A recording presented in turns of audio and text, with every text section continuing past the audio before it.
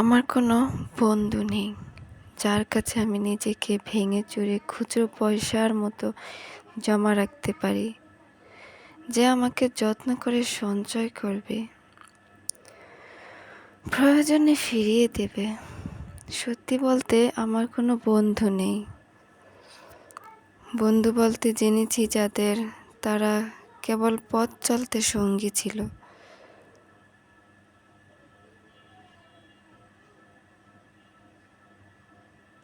দূরের পথের ট্রেনে যেমন থাকে, গল্প হয়, আড্ডা হয়, বেলা শেষে অচেনা স্টেশনে উধাও হয়। এই যে আমি পথ হাঁটছি, রোজ ঘাটছি বুকের ভেতর কষ্ট, ক্লেদ।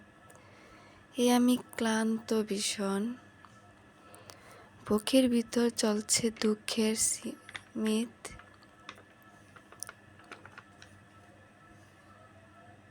তবু আমার নিজের কোনো বৃক্ষ নেই।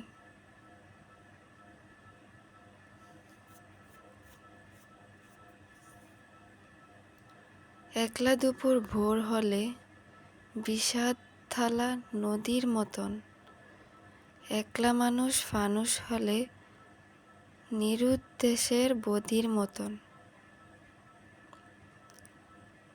হাতের উপর হাত রাখার একটা কোনো মানুষ নেই। আমার কোনো বন্ধু নেই। এটি একটি কবিতা। এটি আমি ইউটিউব থেকে দেখেছি। তো কবিতাটি কেমন লাগলো আপনারা আমাকে জানাবেন।